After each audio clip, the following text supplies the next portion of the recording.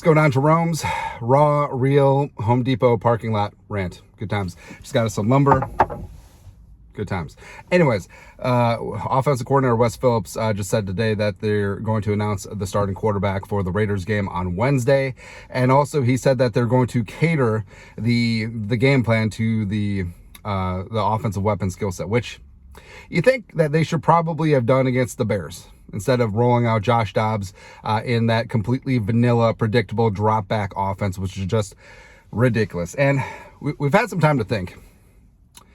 With the Vikings at 6-6, you got to rack up and stack up some wins. That defense is fantastic with Flores, but offensively, you got to get something going. You got to have a spark, and frankly, it's do or die, and you can't play it safe anymore. The Vikings' backs are up against the wall because of the last two losses, and shoulda, woulda, coulda, easily could have been 8-4, but you're not. You're 6-6. So I think the Vikings should roll the dice with Josh Dobbs. And even though Dobbs has had 8 turnovers in his 4 games, you've seen what he can do at his peak.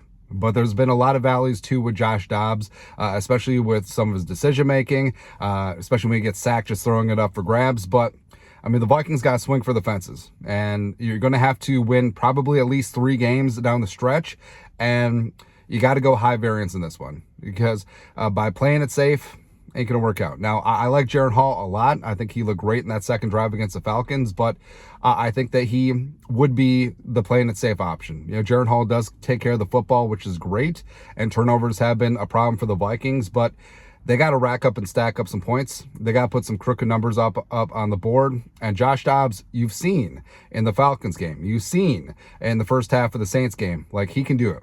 He can really do the damn thing, but Kevin O'Connell has to adjust the game plan to his skill set. Like, he has to be on the move. That has to be a dangerous part of it. And I kind of buy the theory that maybe Kevin O'Connell sort of simplified the offense, had it really vanilla, tried to make him a pocket passer against the Bears because he wanted to limit his downside. But his downside was still there.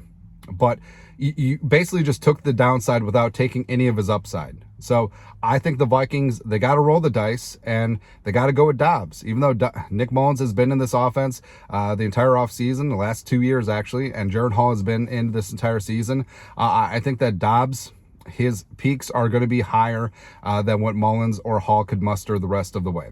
And I think that you got to go all in. Like, we got to have some RPOs. You got to have some design quarterback runs. You got to try and keep Dobbs out of trouble, but also let's see him with Justin Jefferson. And maybe his YOLO style will actually work out because, I mean, at times we've seen it. I mean, Kirk is just like, F it, 18's down there somewhere. And maybe things could work out. But Mullins coming in cold, him coming off of IR, I don't know. Jaren Hall off a concussion, even though he did look good against the Falcons. I don't know, but I'm in, man. Like, Passionate sequel 2.0. And yes, I understand.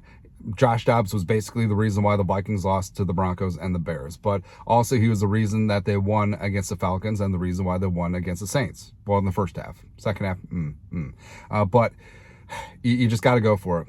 You just got to go the high variance route. And like we said, if the Vikings play dangerous football, they're going to be tough. They're going to be a tough out. But if the Vikings just pucker up like they did in the second half against the Saints, like they did against the Broncos and the Bears, especially offensively, they'll be easy to beat. Like, playing not to lose makes you lose. Kevin O'Connell needs to know that. So he's got to go balls out, man. Like, he's got to completely go for the jugular on offense and completely YOLO and screw this playing it safe. Let Josh Dobbs operate. Hell, maybe Dobbs shouldn't even get the game plan. Just go out there with the play caller and then Kevin O'Connell all up in his ear talking about the play before 15 seconds. Do that up. But you got to make a decision, man. I frankly, I think that Josh Dobbs probably has the most risk, but he does have the most upside. And you got to gamble at this point, man. There's no point in playing it safe at 6-6. You really got to go for the pin. And again, you got to ask yourself, which quarterback would bother defensive coordinators the most? It's got to be Josh Dobbs with his mobility. And you've seen he can make throws. You've seen that he can make plays off script.